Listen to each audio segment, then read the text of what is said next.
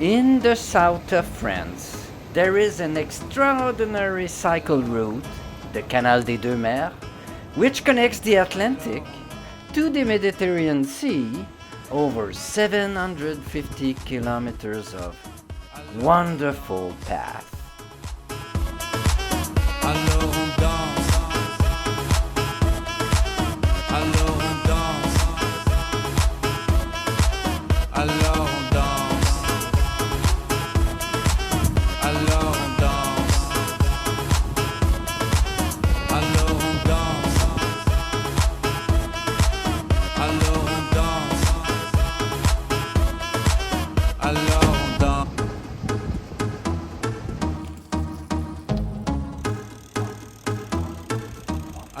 So, are you ready to discover this superb cycling route?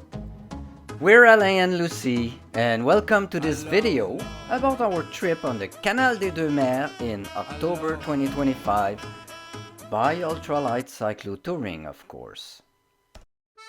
It is really easy to plan for such a trip thanks to the Canal des Deux Mers Vélo website, which offers valuable advice for preparing our trip and informs us about the highlights to discover in the three regions of the canal, which is how we have chosen to divide this video considering the particularities of each region, starting with the Gironde estuary, shown here in orange, from Royan to Bordeaux, followed by the canal along the Garonne river, shown here in green, from Bordeaux to Toulouse, and finally with the Canal du Midi, shown in red, as far as Sète. Next question, what is the best starting point?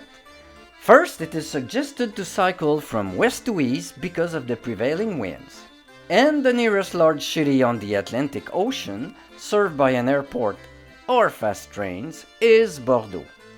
In our case, coming from Canada, it is easier for us to fly to Paris and the next day add a non-stop fast train journey to Bordeaux.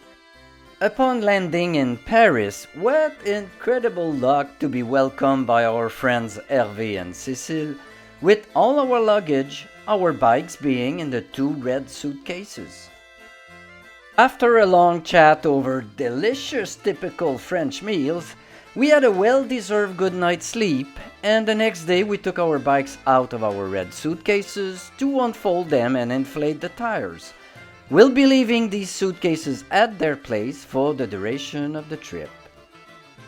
In order to get to the station, we really appreciated their offer to drive us there in their little Peugeot 308, and were amazed to see that we could accommodate 4 adults with 2 bikes and our luggage, thanks to the benefit of Ultralight Cyclotouring. The high-speed train journey to Bordeaux will only take 2 hours, nice and comfortable next to our bikes, for which we had reserved these spaces.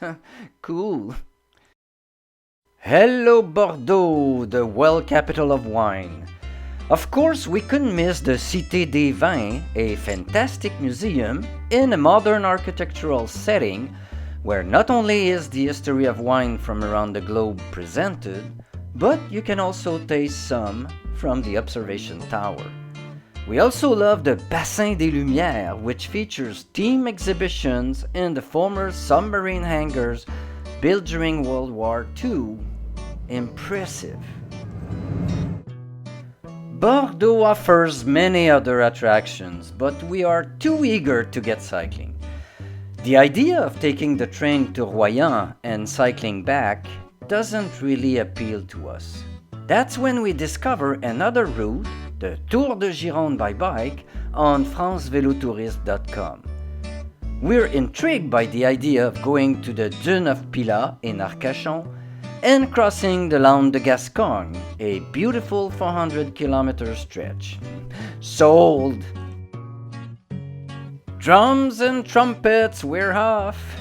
We leave Bordeaux on its immaculate cycle path with impeccable signage. Here are our favorite towns and attractions between Bordeaux and Royan. We begin with beautiful quiet country roads winding through the vineyards of the Médoc, a region renowned for its chateaux. After a pleasant ferry through the Gironde estuary, we arrive in Blaye, where we have just enough time to visit the Citadel, a 17th century military complex with an open-air exhibition of Chagall's works, which we adore. A wonderful first day during which we refuel on the terrace of our small hotel.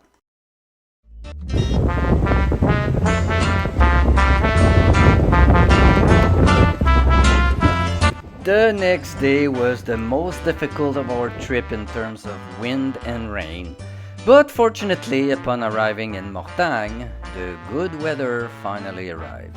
And what better way to recover our legs than with such a protein-rich meal? The paths to Royan are truly superb. The estuary widens, giving a seaside feel, with rolling hills returning through the Charente wine region. And despite a few steep climbs, and some exaggerated warnings, the terrain is generally quite flat, with roads that are easy to cycle on. The arrival in Talmont is picture perfect, a hilltop village well worth a stop, even if it is very touristy. Along the way, we learned that these small fishing huts are called carrelets, equipped with a large square net suspended from an articulated arm. The arrival in Royan is via a superb cycle path, and we immediately fall in love for its seafront, its 1950s architecture inspired by Brazilian architect, its brutalist era with Notre Dame Church, and our charming little hotel, the Hermitage Brit, with its balcony overlooking the park and the marina. What next? After leaving Royan by ferry, we'll follow the coast, crossing the Médoc Natural Park towards Arcachon. Then we'll return to Bordeaux via the beautiful Laine de Gascogne Natural Park. Goodbye, Royan! And hello to the pleasure of returning to the sea we love so much, for its endless views and its wonderful details when you take the time to observe them. For this section, we follow the EuroVelo number 1, known as the Vélodyssée in France, partly along paths parallel to the sea, and don't worry, they are rarely covered in sand. And also, pendant 2 jours, on roule dans les pins en direction de Arcachon. C'est vraiment beau. Upon arriving in Maubuisson on the shores of Horton Lake, we found a campsite still open in October, while most of the others along our route had closed by the end of September. Having not brought our tent for this reason, we rented a cabin which helped us get through the chilly nights with temperatures around 8 degrees Celsius.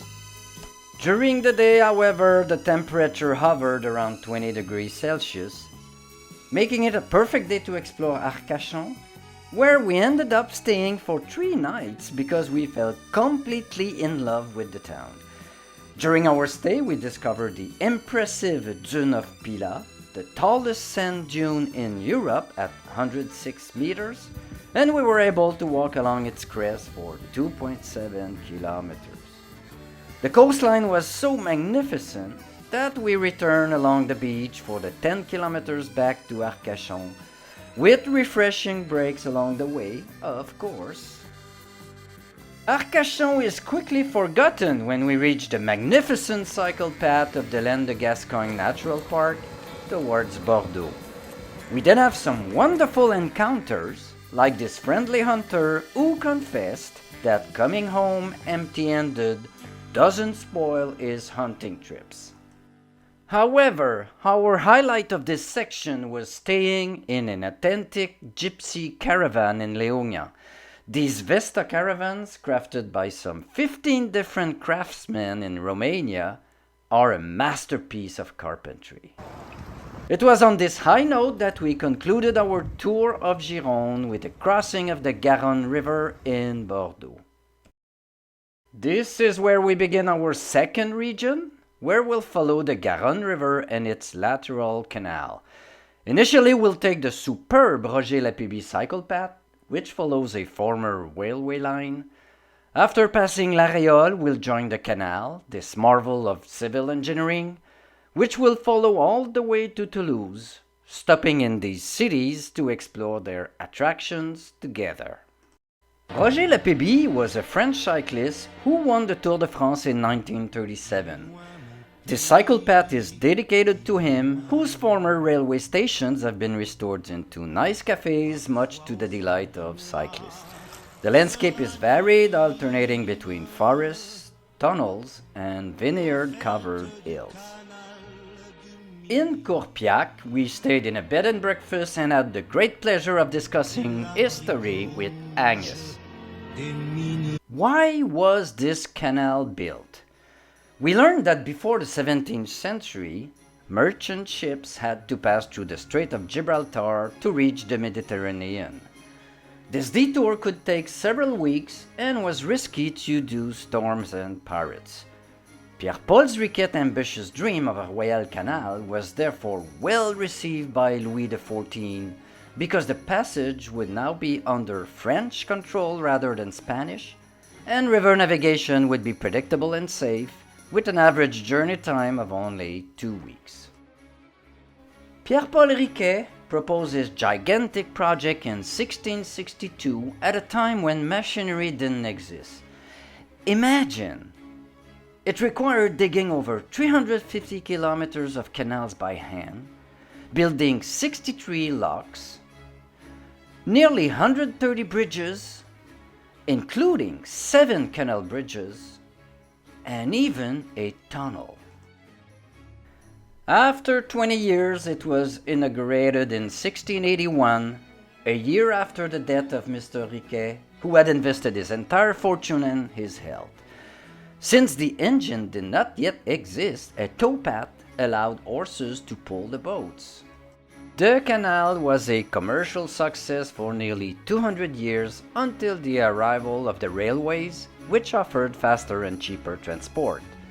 It was then that recreational boating replaced commercial transport and the tow paths were replaced by cycle paths, much to the delight of cyclists.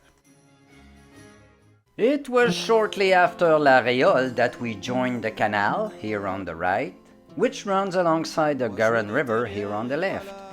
And we were thrilled by the idea of this open-air museum stretching for hundreds of kilometers with incredible structures all along the way and all in complete peace and safety thanks to the absence of vehicles.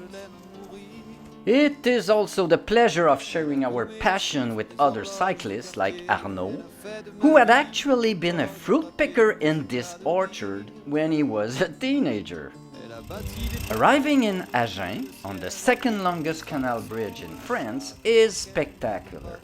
Although Agen is an interesting city for its architecture and art, for me, Alain Lapierre, it is the closest town to the village of Lérac, the birthplace of the first Lapierre in my lineage. Indeed, Blaise and Jeanne Lapierre had a son, Pierre Denis, in 1662, and it was Pierre Denis who emigrated to Quebec and founded a large family from which I descend 10 generations later.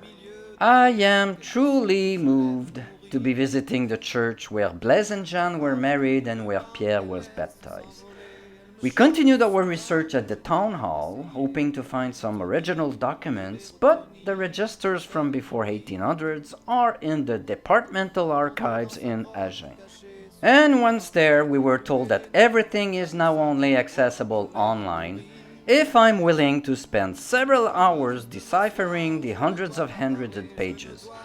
Something I will surely do one day, but for now, we have a wonderful trip ahead of us. This canal has truly everything to please us, from lunch breaks at pay-what-you-want prices, to visits of hidden gems like the Moissac Cloister, or a detour to Montauban, the Pink City, to stroll through the magnificent National Place, and enjoy an apéro. And then back on the road, humming along to Francis Cabrel. Vous pouvez détruire tout ce qui vous plaira, on n'aura qu'à ouvrir l'espace de ses bras pour tout reconstruire, je l'aime à mourir. Upon arriving in Toulouse, we were charmed by the emphasis placed on cycling. We spent 2 days there, and of everything we saw, 2 highlights stood out. The aeronautical capital with a visit to Airbus and an inside look, and the Hall de la Machine, where the Dragon of Calais battles Astérion the Minotaur. We planned to spend an hour or 2 there, but we ended up staying for 5 hours because it was so good. Leaving Toulouse here from left to right, another region begins, the Canal du Midi. Several towns are well worth a stop along the way, such as Castelnaudary for its cassoulet, Carcassonne for its fortified city, Béziers for its locks, and Sète for our beloved Georges Brassens. Peu d'abri en séchant l'eau de sa frimousse, d'un air très doux, elle m'a dit oui. We gradually leave our autumnal track behind for a mostly gravel path with some rural sections or even a bit of a wild ride.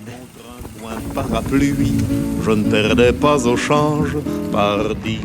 The change in scenery is also striking, with maritime pines and more open spaces. We feel the heat and dryness of the Mediterranean. And the biggest surprise of this section was riding Avec nos amis québécois! Indeed, after enjoying the traditional cassoulet in Castelnaudary with Barbara and Stéphane, we set off together on our first day just after a heavy downpour. We had to navigate the puddles with varying degrees of success, which left us beautiful legs and filthy bikes, but the immense pleasure of sharing the road and finding clean solutions made this day an unforgettable memory. Do not miss Carcassonne and its hilltop fortress known as La Cité. It's beautiful. It's here that we bid farewell to our dear friends who continue their journey south. As we continue on to the majestic city of Béziers, renowned for its 9 successive locks that allow you to climb 21 meters in about 2 hours. Béziers is also the birthplace of Pierre-Paul Riquet, to whom a beautiful avenue is dedicated, where the balconies, each unique, captivated us. The arrival in Sète, the last town of the Canal du Midi, is via a beautiful winding cycle path along the sea. We love Sète for its street art, but especially for the Georges Brassens space. Pardi! Even though we have finished le Canal des Deux Mers, our journey will continue to Montpellier, partly because we have already lived there for a year and wish to see our friends again, but also because it will be easier to take a direct train to Paris from there. We leave Sète on a superb path, bordered by canals and ponds where we might even spot some flamingos. Montpellier is truly a wonderful conclusion to this trip, a student city that offers a blend of history and dynamism, which we gladly rediscover at the Place La Comédie. It's a chance for us to catch up with old friends. What could be better?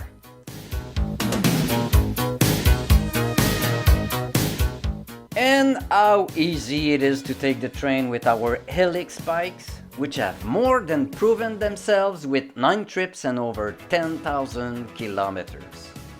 In conclusion, to the official 750 kilometers route, we added a loop in the Gironde region and finished in Montpellier, bringing the total to 1,050 kilometers completed during the month of October. We chose October because the temperature is ideal for cycling, between 12 degrees Celsius in the morning and 25 during the day, except for a few mornings when it was 8 degrees. It was even warm enough for a bit of beach time on the Mediterranean. Furthermore, being off-season, we had not booked anything and easily found accommodation in the afternoon for the same evening. In short, this trip was truly a holiday where everything was easy, car-free cycle path, mostly flat terrain except for the bridges, of course, and an open-air museum all along the route. With that said, don't forget to subscribe to our channel for more adventures. See you soon! Voyage, voyage.